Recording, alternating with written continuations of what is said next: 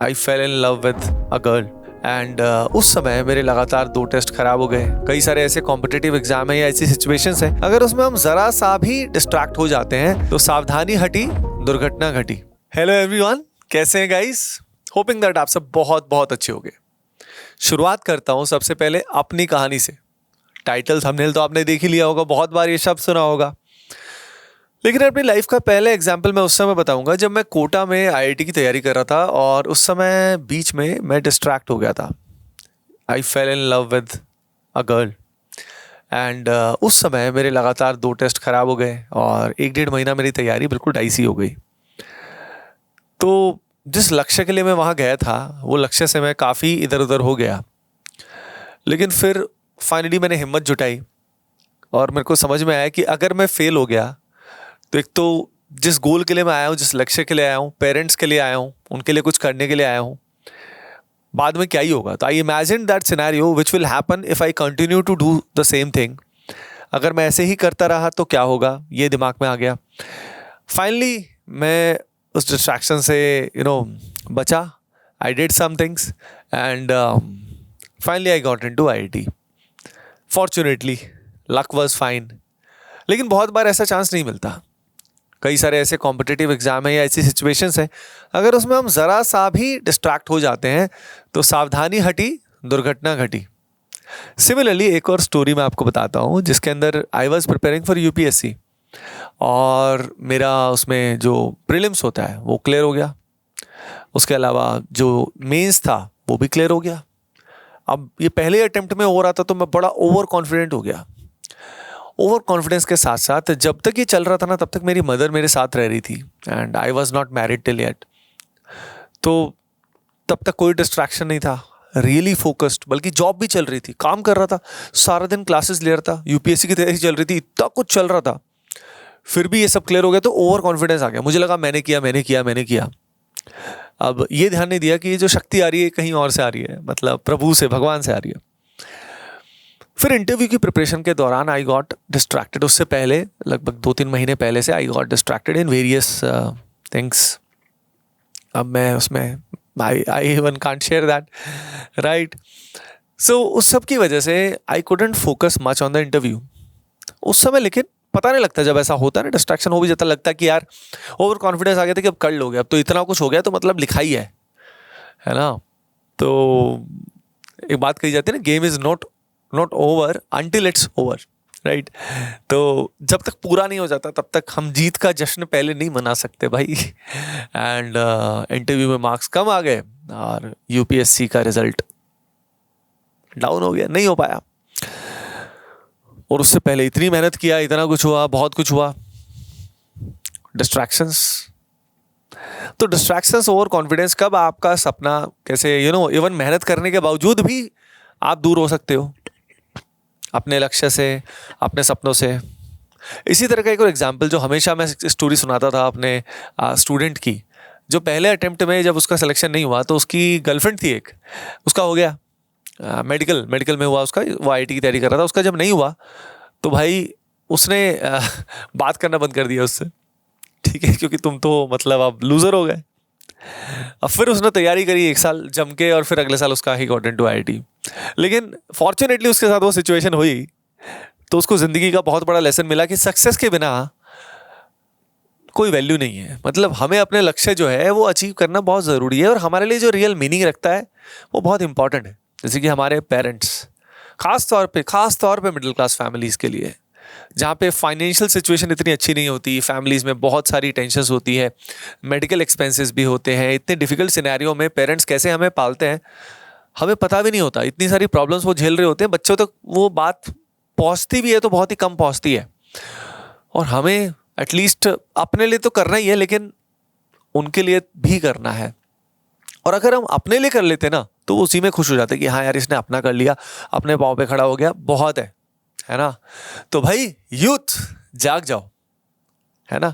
अब बात यह है मन पे कंट्रोल कैसे आएगा। चलिए सीधा प्रैक्टिकल बातों पे आते हैं, ये कैसे होगा ये सब। देखिए रीजंस की अगर हम बात करें, डिस्ट्रैक्शंस के रीज़न, पहला रीज़न बहुत ही कॉमन, सोशल मीडिया, बहुत सारा कंटेंट, वेब सीरीज़, ना जाने क्या क्या, इतना सारा कंटेंट अवेलेबल है। पहले सिर्फ बॉलीवुड का इन्फ्लुएंस होता था, हम जैसे लोगों पे प्राइमरीली इन्फ्लुएंस जो था वो बॉलीवुड का था। और बॉलीवुड में इतनी सारी रोमांटिक स्टोरीज़, ये वो। अब छोटा बच्चा अगर 8वीं 9वीं का, 7वीं का, 5वीं का अगर मूवी देखेगा, DDLJ देखेगा या कोई और मूवी देखेगा, तो उसके दिमाग में यही चलेगा कि हाँ यार, लाइफ में कुछ ऐसा कुछ ही होता है, राइट। और वो इतना इंटरेस्टिंग तरीके से दिखाया जाता है कि लगता है कि यार ये ज़िंदगी तो बड़ी हसीन है, और बाकी सब इंसान भूल ही जाता है। तो ये जैसा कंटेंट हम देखेंगे, हमें वही लगेगा कि यार वही अच्छा है ना। तो एक तो रीज़न बहुत बड़ा ये है कि भाई इतना कंटेंट हमारे दिमाग में उड़ेला जा रहा है, और हम कुछ भी कंज्यूम किए जा रहे हैं कि भाई आपको पता नहीं है कि उस इनपुट का कुछ आउटपुट आएगा। सिर्फ इनपुट नहीं होता है, इनपुट होता है तो उसका आउटपुट भी आता है, और वो आउटपुट हमारे लिए बहुत बहुत डेंजरस होता है। Apart from that, FOMO is a big thing. FOMO मतलब फियर ऑफ मिसिंग आउट, जिसके अंदर हमारे फ्रेंड्स कुछ कर रहे हैं, for example they are going to parties, they are smoking, for example they are drinking, they are maybe boyfriend बना रहे, गर्लफ्रेंड बना रहे, ये कर रहे, वो कर रहे, और हो सकता है वो उसके बाद भी सक्सेसफुल हो रहे हो रेयर केस में, तो हम उनसे कंपेयर करने लग जाते हैं, अरे यार मैंने तो लाइफ में ये भी नहीं किया, मेरे फ्रेंड्स ये कर रहे हैं, मेरे फ्रेंड्स वो कर रहे हैं। भाई हर एक इंडिविजुअल अलग है, आपका रास्ता बहुत अलग हो सकता है, आपको जो हैप्पीनेस दे वो चीज़ बहुत अलग हो सकती है। इट्स नॉट नेसेसरी सब एक वेब सीरीज निपटा के बैठे हैं तो आपको भी वो वेब सीरीज देखनी ही है, इट इज़ नॉट नेसेसरी। तो भाई इट्स द हाई टाइम कि you take control of your own life, अपनी लाइफ का कंट्रोल अपने हाथ में लेने का वक्त आ गया है बच्चों, एंड एवरीवन जो भी इस वीडियो को देख रहा है।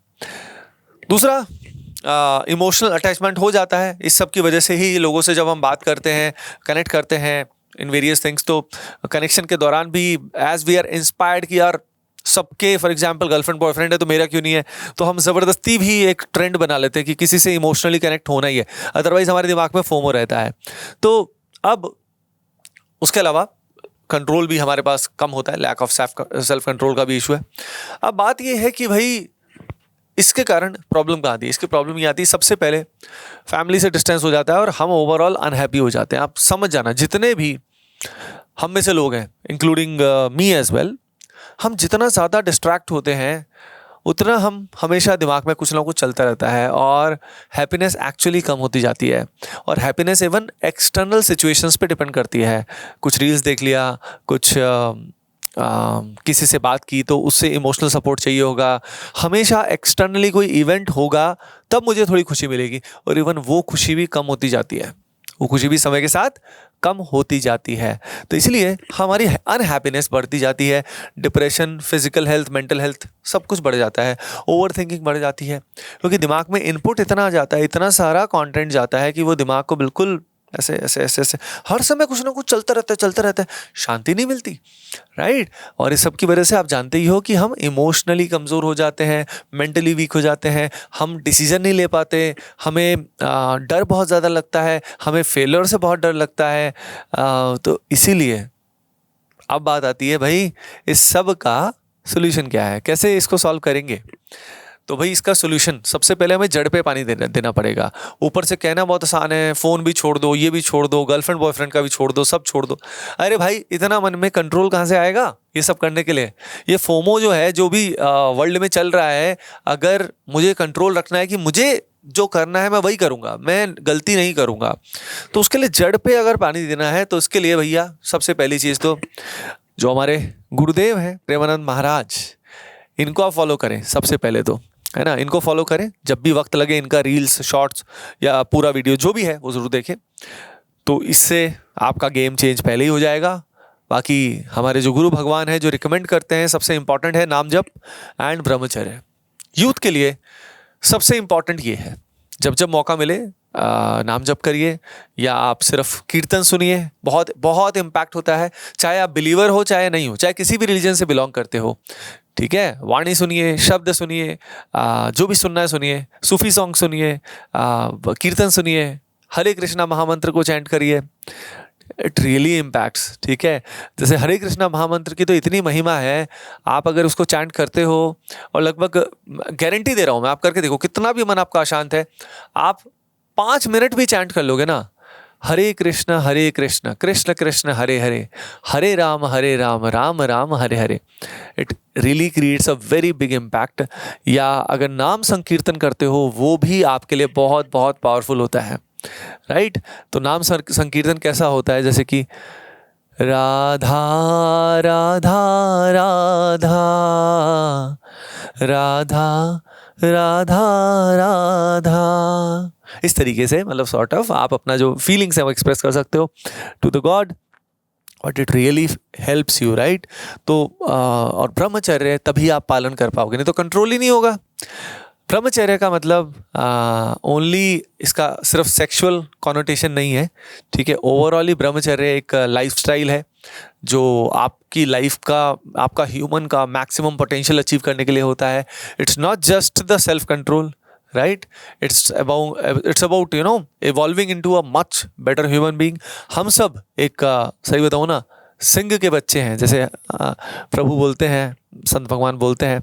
और लेकिन हमने खुद को भेड़ क्या बना दिया है, भेड़ बना दिया है, बिल्कुल तो भी पहचानो यार, हम सब भगवान के अंश हैं, हम कुछ भी कर सकते हैं यार, कुछ भी कर सकते हैं। और हम स्टक कहाँ हैं, बिल्कुल छोटी छोटी चीज़ों में डर रहे, छोटी छोटी चीज़ों से। तो ये अगर ज़िंदगी से आपको भय को ख़त्म करना है, फियर को ख़त्म करना है, डिस्ट्रैक्शंस को मिनिमाइज़ करना है, खुद पे कंट्रोल चाहिए, कॉन्फिडेंस चाहिए, बॉडी भी अगर आपको स्ट्रांग बनानी है, कॉन्फिडेंस, पर्सनैलिटी में कॉन्फिडेंस चाहिए जो टीनेजर्स को बहुत चाहिए होता है, do this, very very important. And along with that फिर एक्सरसाइज और पावरफुल रूटीन का तो कहना ही क्या। देखिए, एक बात हमेशा कही जाती है, right habits create your destiny. अगर आपकी हैबिट बन गई है गलत समय पे सोना, गलत समय पे उठना, मतलब स्लीप साइकिल डिस्टर्ब्ड है, तो सारा दिन हम लेथार्जिक बिहेव करेंगे, लेथार्जिक हो जाएंगे। उसके अलावा हमारी फूड हैबिट्स, अगर बहुत सारा तामसिक फूड हम खाते हैं तो नेचुरली हमारा माइंड जो है वो बहुत अनईजी होगा। तो जितना सात्विक की तरफ आप जा सकते हैं, जितना ज़्यादा, that would be best for your mental and physical health, उतना आपको बेस्ट रहेगा। दूसरा, किसी को भी हर्ट नहीं करना है जितना हो सके, ठीक है। शब्द गलत उच्चारण मत करो, मतलब गलत गालियाँ मत दो, ठीक है। और दूसरों को गलत मत बोलो, ना गलत सोचो, ठीक है ना। जैसे गांधी जी बड़ी अच्छी बात बोलते थे इसमें हमेशा, बुरा मत देखो, बुरा मत सोचो, बुरा मत बोलो, बुरा कुछ भी नहीं चाहिए, देखना भी नहीं है, बोलना भी नहीं है, सुनना भी नहीं है, ये बेस्ट है। दूर रहो यार नेगेटिविटी से और हर ऐसी चीज़ से। और अगर आपकी तरफ आती है वो कि सर मेरी तरफ आती है, तो आपकी तरफ आती है तो इग्नोर दैट, है ना। अनलेस कई बार क्या होता है, हमें आंसर देना ज़रूरी होता है, लेकिन वो पेशेंस के साथ एक अलग होता है। तो रिएक्शन और रिस्पॉन्स में डिफरेंस होता है, you understand that. So exercise करो, एक पावरफुल रूटीन बनाओ, और वो पावरफुल रूटीन जो है वो आपकी सही डेस्टिनी क्रिएट कर देगी। लेकिन अगर आपका कोई रूटीन नहीं है, कोई एक्सरसाइज की हैबिट नहीं है, तो इवेंचुअली माइंड आपको कैसे भी बना देगा, कुछ भी बना देगा, खिचड़ी पक जाएगी। लेकिन अगर आप कुछ अच्छा पकाना चाहते हो तो अच्छा पकाने के लिए you have to create a powerful routine, and exercise is must, right. वो सबका ब्रेन सब कुछ अच्छा चलेगा।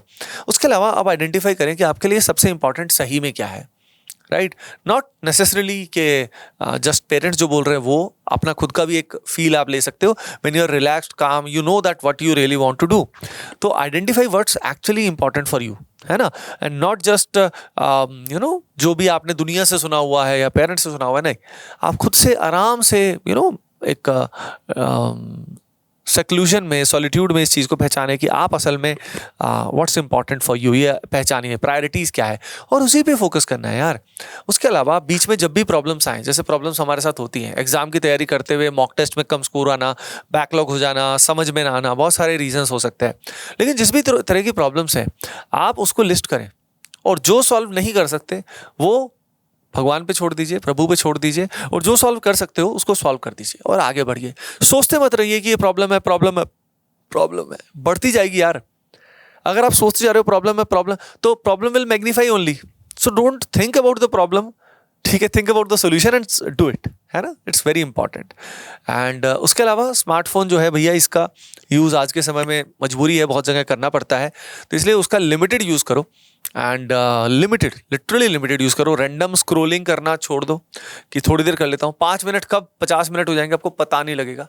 तो लिमिटेड यूज़ करो, नहीं तो स्मार्टफोन आपका यूज़ करना शुरू कर देगा। ध्यान रखना, स्मार्टफोन आपका यूज़ करेगा, बिकॉज विद AI अब everything has become much more intelligent then a human being.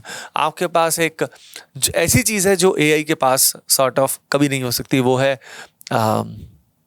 Consciousness, वो है you can say awareness, and that feeling, that compositeness, that calmness which you can have, that makes you all difference, है ना. उसके अलावा जैसे मैंने पहले ही बताया था कि सक्सेस जो है लाइफ में बड़ी इंपॉर्टेंट है, लेकिन सक्सेस सबकी अलग अलग हो सकती है. जरूरी नहीं है कि बहुत ज़्यादा नाम कमाना, पैसा कमाना ही सक्सेस है, नहीं.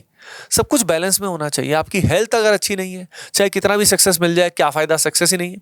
आपका हेल्थ अच्छा होना चाहिए, आपका फैमिली और आपके लव्ड वन से रिलेशंस अच्छा होना चाहिए, है ना. हेल्थ हो गया, फैमिली हो गया, पैसा आपके पास इतना होना चाहिए कि आपके सारे काम सही से चल रहे हैं, ठीक है. और उसके अलावा लास्ट पॉइंट ये है कि आप भगवान से खुद से कनेक्ट होने चाहिए, ठीक है. अगर ये चारों पार्ट, आपके चारों टायर्स जो हैं एक कार के सही हैं, तो आपकी गाड़ी मस्त चलेगी. चारों टायर्स ध्यान रखना आप सभी के सभी, है ना.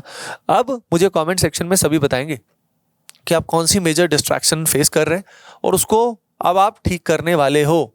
बस बात ये है, करके दिखाएंगे हम लोग, है ना. होपिंग दैट ये वीडियो आपको हेल्पफुल लगा होगा, तो चैनल को सब्सक्राइब करिए, वीडियो को लाइक ज़रूर करना. चलिए फिर, bye bye, take care and keep doing well. Love you all the best.